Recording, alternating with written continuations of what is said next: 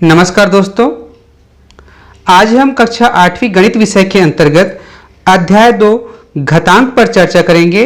प्रश्नावली 2.1 में जितने भी प्रश्न हैं उसको आप कैसे हल कर सकते हैं, इसके बारे में पूरी गाइडलाइन आपको हम बताने वाले हैं। तो चलिए शुरुआत करते हैं। तो पहला प्रश्न है सरल करें, और सरल करें के अंतर्गत ए वाला जो प्रश्न है वह है ऋण 5 का घात 3।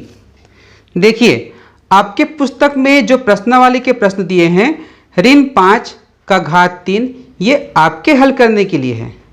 तो आपके समझ के लिए हम क्या कर सकते हैं, इस प्रश्न को बदल करके मैं दूसरे प्रश्न के आधार पर समझा रहा हूं। यदि ऋण 7 का घात हम 9 रखते हैं, ठीक है, तब क्या होगा। देखिए, कोई अंतर नहीं है, यहाँ पर ऋण 5 है, यहाँ पर ऋण 7 है, यहाँ पर 3 है, यहाँ पर 9 है। आप इसको समझ जाएंगे तो आप इसको आसानी से समझ सकते हैं। तो उसके लिए क्या कीजिए, आप ऋण 7 को तोड़िए, ऋण 1 गुणा 7 पूरे का घात 9। अब यह आ गया सूत्र में, चूंकि a गुणा b पूरे का घात m बराबर a का घात m गुणा a का घात n, सॉरी b का घात m। तो यहाँ पर हो जाएगा a के जगह में है ऋण 1, तो ऋण 1 का घात जो है 9 गुणा 7 का घात 9। तो आप देख रहे हैं ऋण 1 का घात जो है विषम संख्या में है, तो इसका उत्तर ऋण 1 होगा, ऋण 1 गुणा 7 का घात 9। तो आप जानते हैं कि 1 का गुणा हम किसी भी संख्या के साथ करें उसके मान में कोई परिवर्तन नहीं होगा। दूसरी तरफ आप यह भी जानते हैं कि जब हम 7 के घात 9 अर्थात हम 7 को 9 बार गुणा करेंगे तो उसका उत्तर धन में ही आएगा, क्योंकि इसके सामने में किसी प्रकार का ऋणात्मक चिन्ह नहीं है। तो इसका उत्तर धन में आएगा, और यहाँ पर ऋण है तो धन और ऋण का गुणा ऋण होता है, इसलिए इसका उत्तर जो है सरल रूप होगा। जो आपकी पुस्तक में पूछा गया है वो इस रूप में है, ऋण 7 का घात 9, ये आपका आंसर है। तो इसी प्रकार से आपको इसको हल करना है, और इसके साथ साथ बी सी डी 3 प्रश्न दिए गए उसको भी हल करना है। अब हम चलते हैं दूसरे प्रश्न की ओर, जहाँ पर कहा गया है घातांक रूप में लिखो, घातांक रूप में लिखो। ये जो है दूसरा प्रश्न है। तो दूसरा प्रश्न के जो बी वाला प्रश्न है उसको हम लेते हैं 15 गुणा ऋण 15 का घात 25। तो देखिए, ये जो प्रश्न है इसके पीछे बहुत सा बेसिक कॉन्सेप्ट छिपा हुआ है। आप हड़बड़ी में इसे बनाएंगे तो गलत हो सकता है। दूसरी ओर आप यह समझें कि इसमें आधार एक जैसा है तो घात को जोड़ दो तो बिल्कुल गलत है। यहाँ पे आधार एक बराबर नहीं है, यहाँ पे धन है, यहाँ पर ऋण है, तो धन और ऋण बराबर नहीं होता है बल्कि एक दूसरे का अपोजिट होता है। तो यहीं पर आपको ऋण 1 को अलग करने का वैल्यू समझ में आएगा। तो इसको हल करने के लिए आपको खुद प्रयास करना है। इसके सब्स्टिट्यूट में, अर्थात इसी तरह से दूसरा प्रश्न जो है हम आपको हल करके दिखा रहे हैं, जिसको देख करके आप उसको हल कर सकते हैं। तो हम यहाँ पर दूसरा प्रश्न ले रहे हैं बिल्कुल इसी की तरह, 13 गुणित ऋण 13 का घात 17। ठीक है, देखिए कोई अंतर नहीं है, इसको समझ जाइए फिर आप इसको हल करेंगे। अब सबसे पहले आपको 13 का 13 लिखना है, गुणा यहाँ पे ऋणात्मक संख्या है उसको आपको 13 को धनात्मक में परिवर्तित करते हुए ऋण 1 को अलग करना है। तो ऋण 1 गुणा 13 पूरे का घात 17। आप इसको हल करते जाइए, 13 गुणा ऋण 1 का घात 17 गुणा 13 का घात 17। उसके बाद आप देखेंगे 13 गुणा, अब ऋण 1 का घात 17 जो कि विषम संख्या है तो इसका मान ऋण 1 ही होगा, और गुणा 13 का घात 17। तो यहीं पे कुछ बच्चों ने गलतियां किए हैं। तो आपको क्या करना है, सबसे पहले ऋण 1 को सामने ले आना है, और समान पद समान मान जो है 13 गुणा 13 का घात 17 इसको एक जगह लिखना है। यहाँ पर हम क्रम को चेंज किए, इससे इसके मान में कोई परिवर्तन नहीं होगा। अब यहाँ पे देख रहे हैं इन दोनों का आधार एक जैसा हो गया। यहाँ पर आधार एक जैसा नहीं था, यहाँ पर 13 था, यहाँ पर ऋण 13 था। तो आधार एक जैसा है तो एक सूत्र होता है a का घात m गुणा a का घात n बराबर a का घात m गुणा n, सॉरी a का घात m धन n। एक बार फिर लिख देता हूँ। एक सूत्र होता है a का घात m गुणा a का घात n बराबर a का घात m धन n, अर्थात आधार समान हो तो इसके घात जो है आपस में जुड़ता है। तो यहाँ पे क्या कीजिए, ऋण 1 को आप ज्यों का त्यों लिखिए, गुणा 13 का घात, यहाँ पर कुछ लिखा है मतलब इसके घात में 1 है, तो 13 का घात 1 धन 17 हो जाएगा। अब आप इसको जोड़ दीजिए, ऋण 1 गुणा 13 का घात 18। अब जैसा आपने यहाँ पर किया काम उसी तरीके से यहाँ पर करना है, तो यह हो जाएगा ऋण 13 का घात 18। तो ठीक इसी प्रकार से आपको इस प्रश्न को हल करना है। प्रश्न क्रमांक 2 का जो सी प्रश्न है उसको ध्यान दीजिए।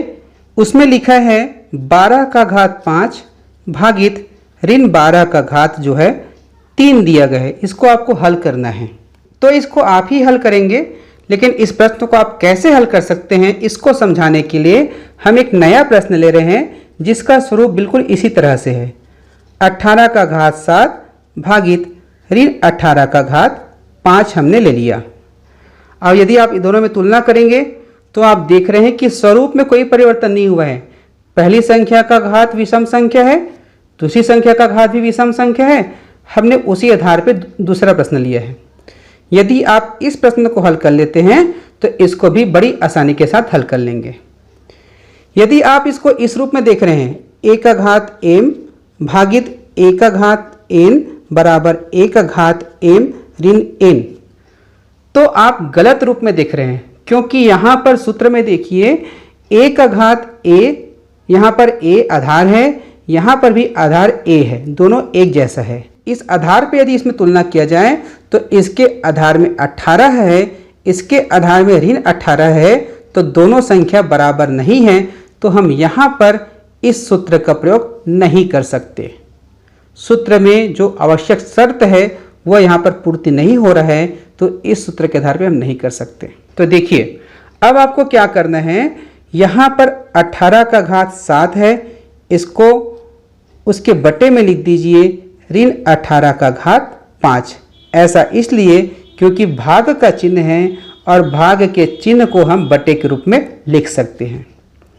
उसके बाद 18 का घात 7 ऊपर को ज्यों का त्यों रखिए और नीचे में जो ऋण 18 है उसमें 18 धन को अलग कीजिए और ऋण को अलग करना है। इस प्रकार ऋण 1 गुणा 18 हो जाएगा और पूरे का घात यहाँ पर 5 दिया हुआ है, तो हम 5 को लिखेंगे।